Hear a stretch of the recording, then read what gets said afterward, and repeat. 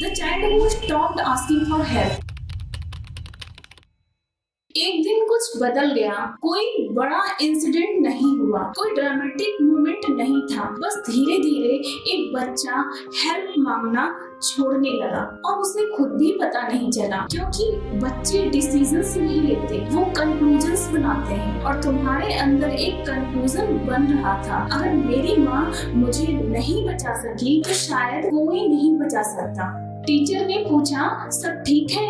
तुमने कहा हाँ। फ्रेंड ने पूछा, क्या हुआ? तुमने कहा कुछ नहीं। माँ ने पूछा, स्कूल कैसा था? तुमने कहा ठीक था।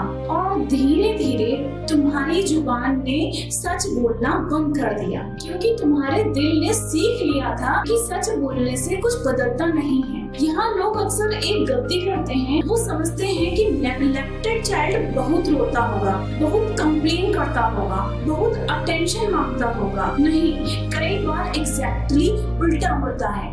बच्चा बहुत इंडिपेंडेंट लगने लगता है, बहुत मैच्योर, बहुत समझदार। सब लोग कहते हैं कितना सीधा बच्चा है, कितना मैच्योर है, कितना रिस्पॉन्सिबल है। लेकिन सच क्या है, वो मैच्योर नहीं हुआ, वो अकेला हो गया। उसने सीख लिया, खुद संभाल लो, खुद सॉल्व करो, खुद सह लो, खुद रो लो, खुद ठीक हो जाओ। और जब एक बच्चा बहुत जल्दी खुद को संभालना सीख लेता है तो दुनिया उसकी तारीफ करती है। लेकिन साइकोलॉजिस्ट जानता है कि कई बार ये स्ट्रेंथ नहीं होती, ये सर्वाइवल होती है। हर बार जब पापा ने क्रिटिसाइज किया और किसी ने डिफेंड नहीं किया, तुम्हारे अंदर एक और कंक्लूजन बना, शायद प्रॉब्लम मुझ में ही है, शायद मैं इनफ नहीं हूँ, शायद मैं डिफिकल्ट हूँ, शायद मुझे ही बदलना पड़ेगा। और इसी मोमेंट से परफेक्शनिज्म पैदा होता है, अचीवमेंट नहीं।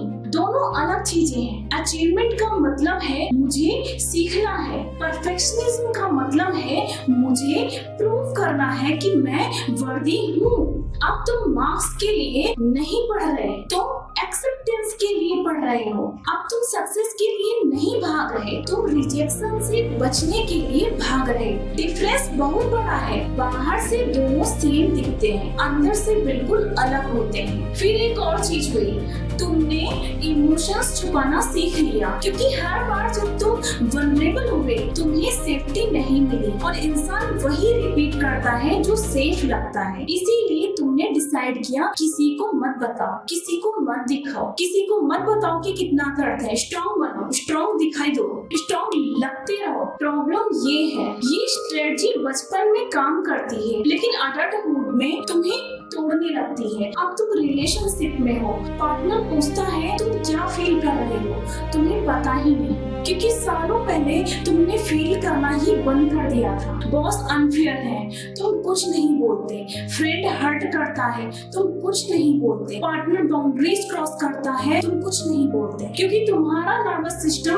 अब भी वही पुराना लेसन फॉलो कर रहा है। चुप रहो, सह लो, एडजस्ट करो, सरवाइव करो। सबसे पेनफुल बात पता है क्या है? कई एडल्ट चिल्ड्रन को अपने फादर की आवाज से प्रॉब्लम नहीं होती। प्रॉब्लम उस आवाज से होती है जो उनके अंदर बस गई है। वो आवाज जो कहती है तुम इनफ नहीं हो, तुम डिजर्विंग नहीं हो, तुम इम्पोर्टेंट नहीं हो, तुम्हारी फीलिंग मैटर नहीं करती। और धीरे धीरे वो आवाज फादर की नहीं रहती, वो तुम्हारी अपनी आवाज बन जाती है। इसीलिए ट्रॉमा सिर्फ पास्ट में नहीं रहता, ट्रॉमा फ्यूचर में ट्रेवल करता है। रिलेशनशिप्स में, कैरियर में, सेल्फ एस्टीम में, पेरेंटिंग में, हर जगह। क्योंकि बचपन खत्म हो जाता है, लेकिन बचपन के कंक्लूजन्स बहुत देर तक जिंदा रहते हैं।